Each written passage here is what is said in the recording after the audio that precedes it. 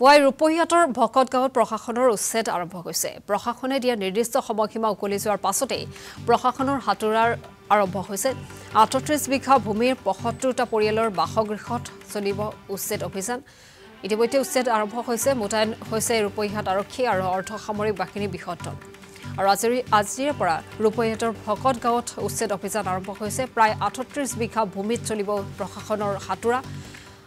আৰু প্ৰায় ৭৫টা পৰিয়ালৰ বাসগৃহত প্ৰশাসনৰ বুলডোজাৰ চলিব। অবৈধভাৱে দীৰ্ঘ সময় ধৰি এই ৭৫টা পৰিয়ালে সেই স্থানত বসতি স্থাপন কৰি আহিছিল। আৰু জাননী প্ৰেৰণ কৰাৰ পাছতো কিছু লোকে সেই স্থান ত্যাগ কৰা নাছিল। আৰু যিসকলে সেই স্থান ত্যাগ কৰা নাছিল সেইসকলৰ বাসগৃহত আজিৰ দিনটোত প্ৰশাসনৰ হাতোৰা পৰিব। প্ৰায় ৩৮ বিঘা ভূমি বেদখলমুক্ত হ'ব। আজিৰ দিনটোত ৰূপহীহাটৰ ভকত গাঁৱত উচ্ছেদ অভিযান ইতিমধ্যে আৰম্ভ হৈছে। প্ৰশাসনে দিয়া নিৰ্দিষ্ট সময়সীমা উকলি যোৱাৰ পাছতেই প্ৰশাসনৰ উচ্ছেদ অভিযান আৰম্ভ কৰা হৈছে। আৰু যাৰ বাবে মোতায়েন কৰা হৈছে ৰূপহীহাটত আৰক্ষী আৰু অৰ্ধসামৰিক বাহিনী বৃহৎ দল।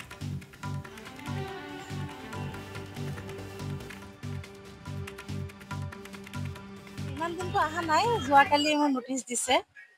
এতিয়া তেওঁলোকে কৈ আছে 12 তাৰিখে আমাৰ হেয়াৰিং আছে, মাতিছে। আৰু তেতিয়া নথি পত্ৰখিনি লগত লৈ যাব কৈছে। মোৰ কাগজ পাতি চব সকলো লগতে আছে। মই আজি ৰেডি হৈ আহিছিলোঁ, কিন্তু আজিতো ছাৰহঁত চব ইয়াতে আহি গ'ল চাগে। সেইটো কাৰণে আজি নাযাওঁ, মই অহাকালিলৈ যাম। চৰকাৰী স্কুল নেকি? হয়, চৰকাৰী স্কুল। 85ত এষ্টাব্লিছড আছিলে, কিন্তু 2021ত তেখেতে চৰকাৰে লৈছে আৰু প্ৰভিঞ্চিয়েলাইজ হৈছে। 85ত 1985 যোৱাকালি জাননী দিছে।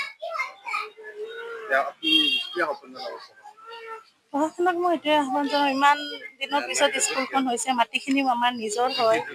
জুখি পেলাই তেখেতলোকে যিখিনি চৰকাৰী পৰে বেলেগ কথা, যদি আমাৰ যিখিনি আছে সেইখিনি আমাৰ পাট্টা মাটিখিনি আমাক চমজাই দি আমি স্কুল লাগিলে লোকেশ্যন অলপ চেঞ্জ কৰি বনাই ল'ম। এতিয়ালৈকে বিল্ডিং এতিয়ালৈকে অহা নাই।